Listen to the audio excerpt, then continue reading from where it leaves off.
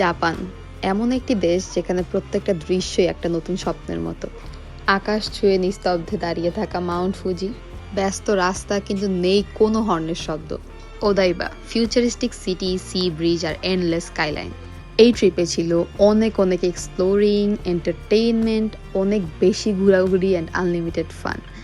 আপনাদের সবাইকে আমি ওয়েলকাম করছি আমার জাপান ট্রাভেল সিরিজে।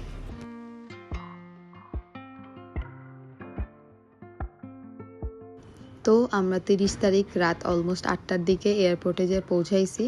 আমাদের ফ্লাইট ছিল 11:30টার দিকে। আমরা আমাদের ফর্মালিটিসগুলো পূরণ করে চলে গেছি লাউঞ্জের দিকে।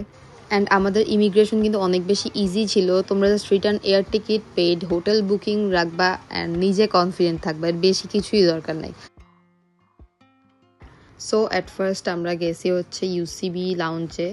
আমাদের হচ্ছে জাস্ট ইউসিবি ইম্পেরিয়াল কার্ডটা লাগছে, এটা থাকলে আর তোমাদের ক্রেডিট কার্ডেরও দরকার নেই ইউসিবি লাউঞ্জে ঢুকতে। সো এখানে গিয়েই প্রথমে পাবা soup, plain rice, plain pulao, bhuna khichuri and গরুর মাংস। আসলে ওই টাইমটা কুরবানির টাইম ছিল, তো তেমন একটা ক্রেভিং হয় নাই। এখানে চিকেন টিক্কা ছিল, মিক্সড ভেজিটেবল ছিল অ্যান্ড ছিল ছোটো ছোটো চিকেন ফ্রাই। আর এখানকার কিছু কিছু ছোটো ছোটো ব্রেড ছিল, বাটার ছিল। অ্যান্ড তার পাশের সাইডে তোমরা পাবা ফ্রেশ জুস, পুডিং, স্যান্ডউইচেস, ছোটো ছোটো কেক, সালাদ, ফ্রুটস, ড্রিঙ্কস, আরও অনেক কিছু। দেন এখান থেকে খাওয়া দাওয়া শেষ করে আমরা বের হয়েছি সিটির আমেরিকান এক্সপ্রেস লাউঞ্জের জন্য। আমাদের আমেরিকান এক্সপ্রেস রোজ গোল্ড কার্ডটা আছে। সো তোমাদের যদি মানে এগুলো নাও থাকে, তোমরা এয়ার লাউঞ্জে যেও খাইতে পারো। এখানে পার পার্সন মনে হয় 1200 টাকা করে লাগে। সিটির লাউঞ্জের খাবারগুলো কিন্তু খুবই মজা, কিন্তু আমি যেহেতু ইউসিবি থেকে খেয়ে আসছি, এখানে এসে আমি আর খাইতে পারতেছিলাম না। আমি এখানে এসে কিছু হালকা পাতলা খাবার খাইছি। দেন আমাদের ফ্লাইটের টাইম হয়ে গেছে, আমরা ফ্লাইটে উঠে পড়ছি। আমরা গেছি হচ্ছে চায়না সাউদার্ন দিয়ে অ্যান্ড বাংলাদেশের পরে আমাদের চায়নাতে একটা ট্রানজিট ছিল 2 ঘন্টা 45 মিনিটের মতো। তো ফ্লাইটে খাবার দাবার দিছে। সত্যি কথা বলতে আমার চায়না সাউদার্নে আমি যতবারই গেছি আমার মানে একটা খাবারও ভালো লাগে নাই। তো আমরা হচ্ছে অলমোস্ট 4 ঘন্টার মতো ফ্লাই করে চায়নাতে নামছি অ্যান্ড এখানে আমাদের ট্রানজিটের টাইম ছিল 2 ঘন্টা 45 মিনিট। যেহেতু ভোরের টাইম ছিল, পুরা এয়ারপোর্ট ছিল ফাঁকা। আমি অ্যান্ড ফ্যামিলি মার্ট পাইছি, ফ্যামিলি মার্টে যেয়ে আমি কিছু স্ন্যাক্স কিনছি।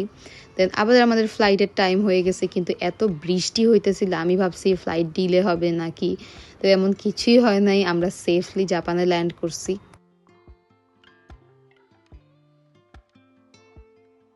নারিতা এয়ারপোর্টটা কিন্তু খুব বেশি সুন্দর, মানে এখান দিয়ে নামার টাইমে 2 সাইডে এরকম মারিও ক্যারেক্টার্স দিয়ে ওয়েলকাম টু জাপান লেখা ছিল। দেন ব্যাগেজ কালেক্টের জন্য গেছি অ্যান্ড সাথে সাথে আমরা আমাদের সবগুলো লাগেজ পেয়ে গেছি, একদমই টাইম লাগে নাই।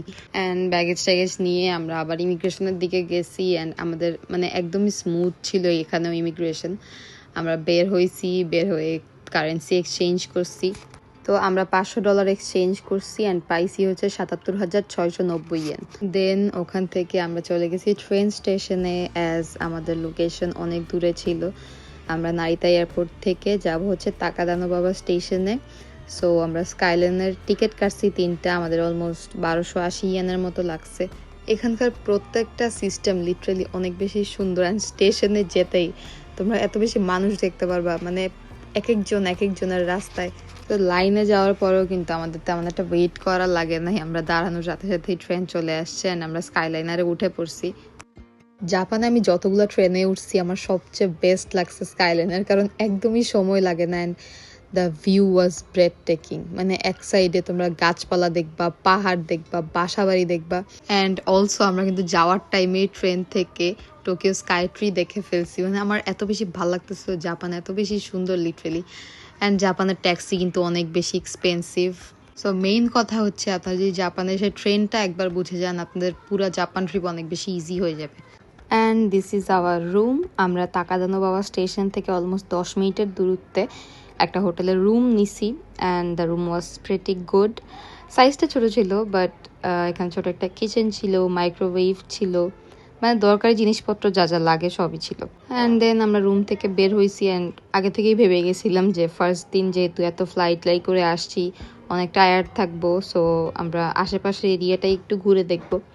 তোমরা দেখতেই পারতেছো মানে প্রত্যেকটা রাস্তা এত বেশি ক্লিন অ্যান্ড রাস্তায় মানে একটু পরপরই দেখবে এক একটা ভেন্ডিং মেশিন।